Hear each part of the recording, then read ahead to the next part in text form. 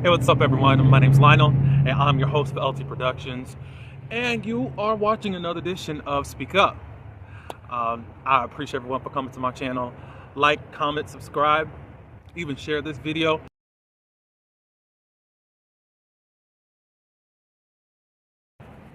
All I'm here is just to deliver what's out there as facts. You know, all I know, where there is smoke, there is fire, as we can see.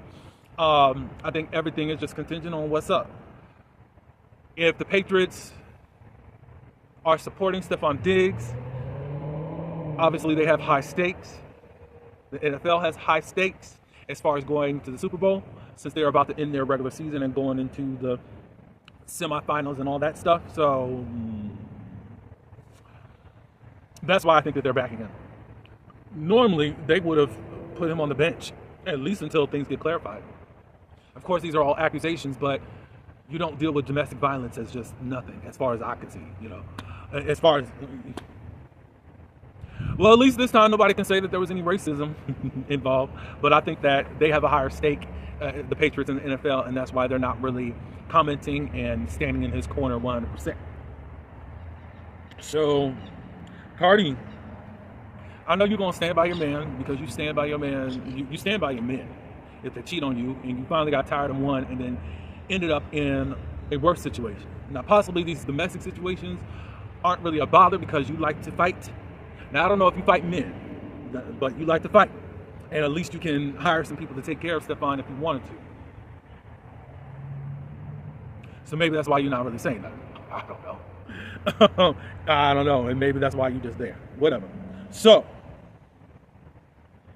his teammate on the same team, the Patriots, Christian Barmore, is facing assault and battery charges. This is another article from ESPN.com, as the other article I read from Stefon. New England Patriots defensive tackle Christian Barmore is facing a misdemeanor charge of assault and battery on a household family member, according to the court documents. The charge stems from an alleged incident on August 8th and was filed December 16th, according to Attleboro, Massachusetts, a district court. An arraignment is scheduled for February 3rd. In a statement Wednesday, the Patriots said that they were made aware at the time of the incident and informed the NFL in a timely manner. The matter remains part of an ongoing legal process, and the team said we will respect that process, continue to monitor the situation closely as we have over the past few months, and cooperate fully with the league. According to charging documents obtained by ABC, a woman who had been in relationship with Barmore alleged that he became angry with her about the air conditioning temperature in his bedroom, and that they also had argued over food. The woman told police that Barmore grabbed her phone from her hands while she was trying to leave the house, according to court documents. The charging documents stated that the woman intended to open the door and scream for help, but Christian grabbed her before she could and threw her on the floor. She said Barmore grabbed her neck by the shirt in the area of the neck as she tried to get up, but eventually let her go. We are confident that the evidence will demonstrate that no criminal conduct took place. Based on the facts that the law, we expect that this personal matter will be resolved in the near future. Both parties will move forward together. We're confident that the evidence will demonstrate no criminal conduct took place. So that's not a straight denial. Or you're looking for some type of loophole within the law to state, okay, well, he didn't really. That's what I think you're going to work into, the technicality situation, instead of taking the situation as it is. No man ain't supposed to be grabbing no woman. Anyways. Barmore, 26. So he's 26, and I think Stefon is like 33 or so. In his fifth year with the Patriots, who conclude their regular season Sunday at home against Miami Dolphins. New England has already qualified for the playoffs, which culminate with Super Bowl LX. I don't know what the count of that, which that's on February 8th. Patriots coach Mike Verabel told reporters that Barmore was not with the team Wednesday due to an illness.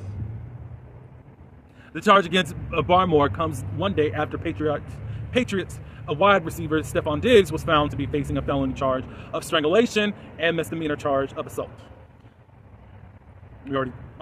as part of a statement regarding the charges against Diggs. Oh, wait. Yeah, both Diggs and Barmore have the same attorney, David Meyer, who has not commented on the charge against the defensive tackle. Both incidents are under review of the NFL's personal conduct policy, with both players eligible to play at this time, as there has been no change in their status.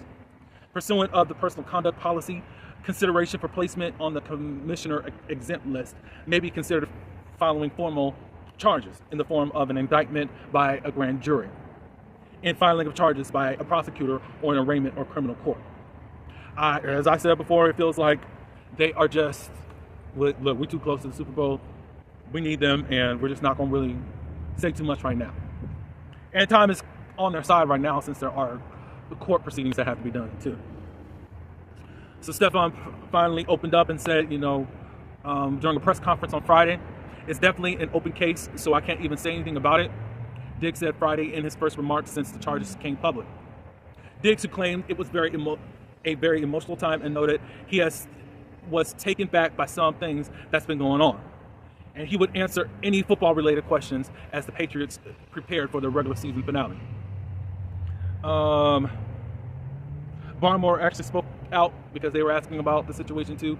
I'm focused on Miami and playing football, Barmore said, repeating those remarks or variations of them multiple times. So, yeah, he ain't saying nothing either. Don't blame him in regards to that, but whatever. We got another lawsuit. Hope to be done really soon. Will Smith sued by tour violinist for sexual harassment and wrongful termination. Will Smith has been sued by a tour violinist who is accusing the rapper of sexual harassment, wrongful termination, and retaliation.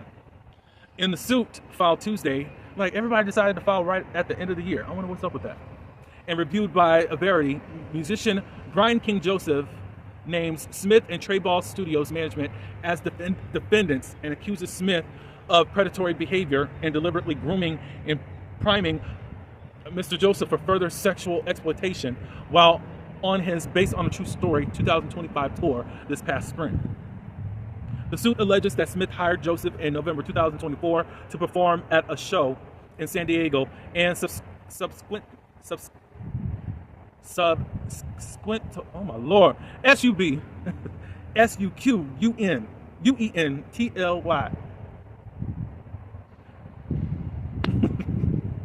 I ain't got it. Invited to join his 2025 tour and play on his upcoming album. As their relationship grew closer, Smith told Joseph, "You and I have such a connection, and that I don't have with anyone else." Among other similar expressions, Joseph, who previously competed on America's Got Talent, joined the first leg of Smith's tour in March 2025 for a show in Las Vegas, where hotel rooms had been booked for the band and crew members. His suit claims that his bag, which contained his hotel room key, went missing for several hours before management found and returned it to him, and that members of management were the only individuals with access to his room. Later that night, Joseph returned to find someone had unlawfully entered the room and left behind belongings, including wipes, a bottle of HIV medication with another individual's name, and a note that read, "Bryant, I'll be back no later than 5:30, just us." And then there's a drawn heart, stone F, which Joseph interpreted as a warning that an unknown individual will soon return to his room to engage in sexual acts with him.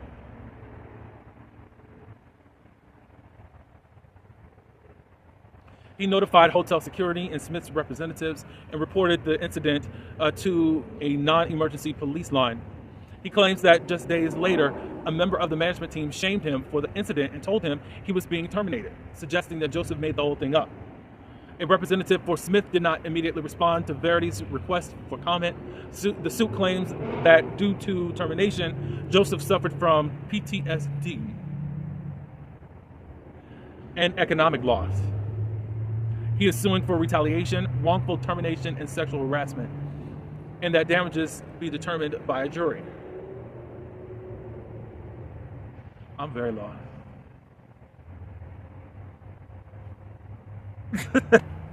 I'm very lost. I don't know where the PTSD came in from, but nothing you said makes sense. But where's the sexual harassment? They didn't even say that they were going to have. The person didn't even show up and do anything to you.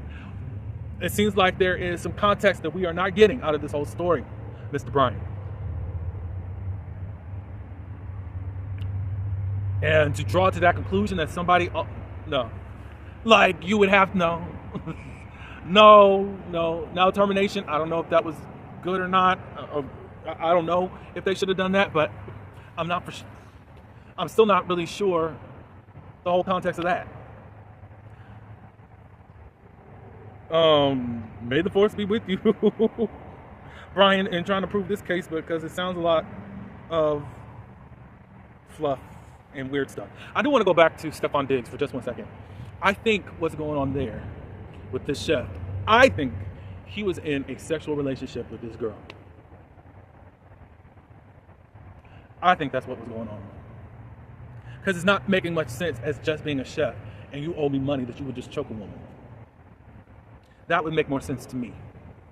However, how this woman describing things like Milan still automatically puts you in the category of a red flag. But I'm thinking that there was some type of sexual relationship despite even being a chef, and it wasn't just business. Okay, so we're down to the more lighter things. Lala Milan. Lala Milan is a comedian, and all that good stuff. She influencer on Instagram, all that good stuff. We've seen her around for a little while. I think she was on Wild 'N Out. I think, not for sure. But anyway,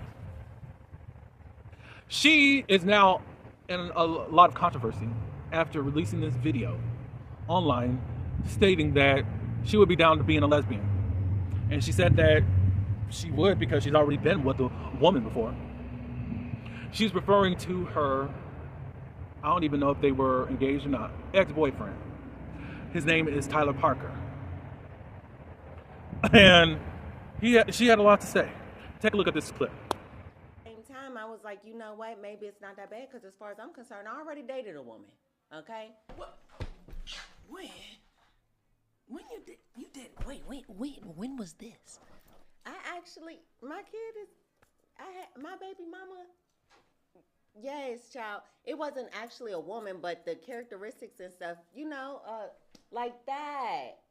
You get what I'm saying? What? Ain't no listen, feminine men exist. You know what I'm saying? So with that, it's one of those things to where I was like, it might not be that bad because I was already in I was already homo. Okay? So I'm just like, maybe it won't be that bad. But the only thing is I'm just not used to having a detachable and detachable thing. So that's my only thing. But it won't be the first time that I've dealt with that. Comment chat. She's messy. That's what stand-up is, right? Yeah. My mouth dropped. This is for entertainment purposes, but I will definitely say that on a stage.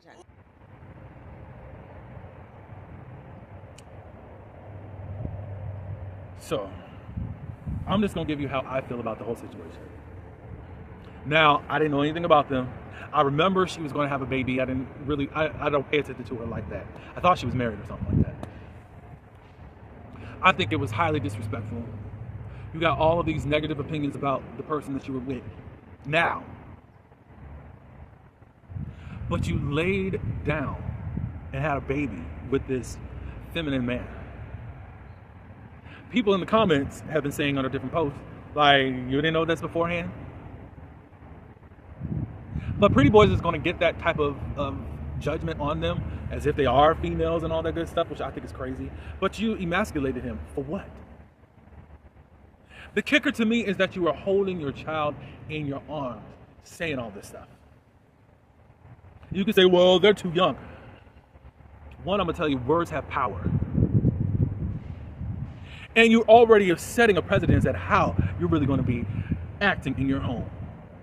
And you're going to train your child to disrespect his father.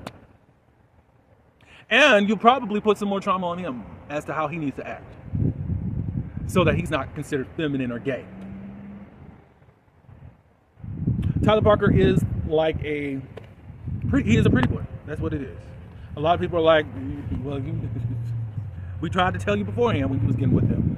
And it just seems like you were with, some people said this, you just wanted a pretty baby.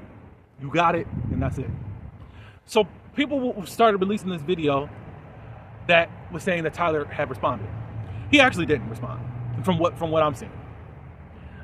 He had this video some time ago, basically saying that Lala was the one that pursued me. Take a look at this clip. Shooting her shot. So I'm like, man, you don't know about no basketball. She's like, what? I like the way you dunk. And it really just went from there, man. So funny. No, I didn't shoot my shot first. She hates when I say this. I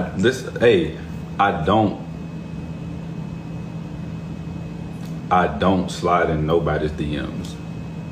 I don't. All right, so bam, October 14th, I had a screenshot I put in my close friend, cause I'm like, this supposed to mean knowing damn well she don't hoop. She gonna put the fire. So let me show y'all the video.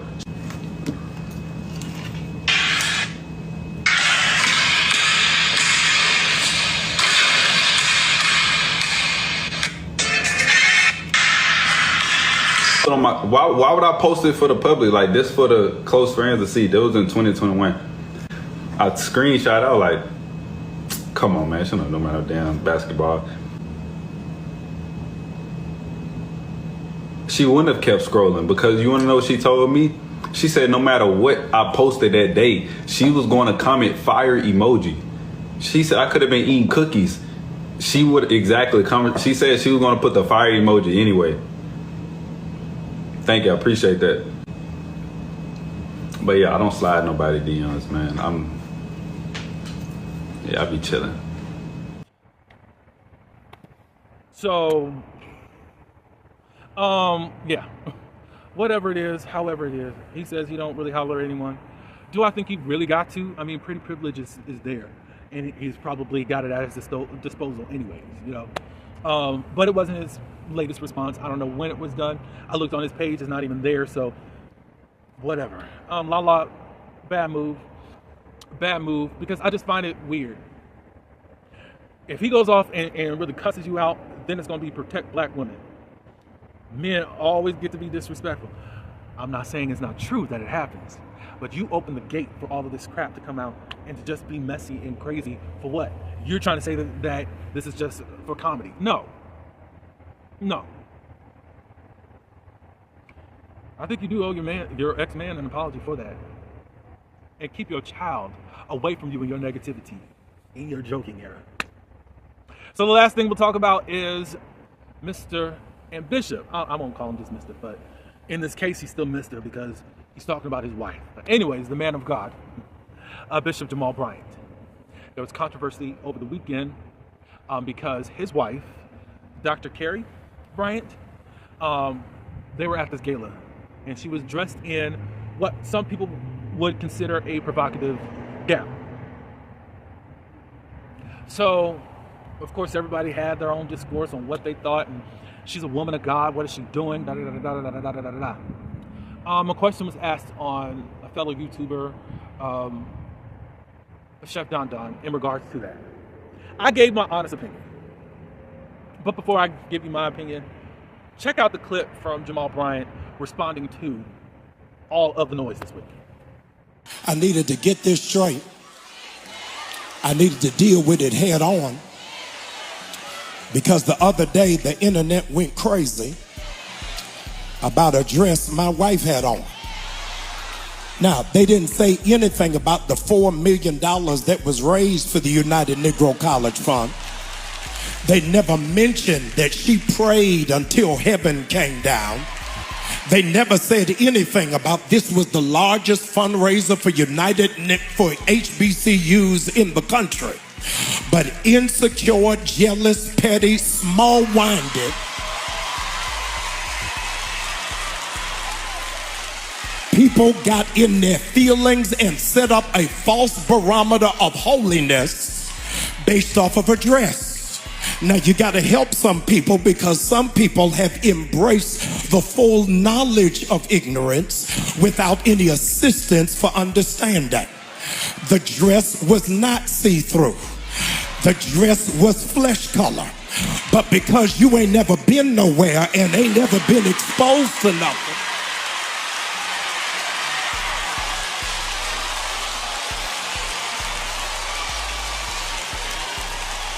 I needed to set the record straight.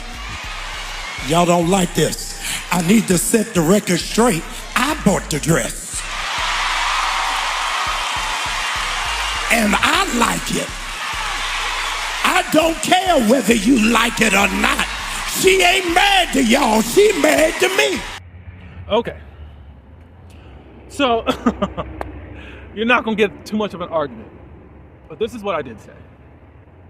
Okay, the dress looks like it could be revealing, but it's just an illusion of it being that way.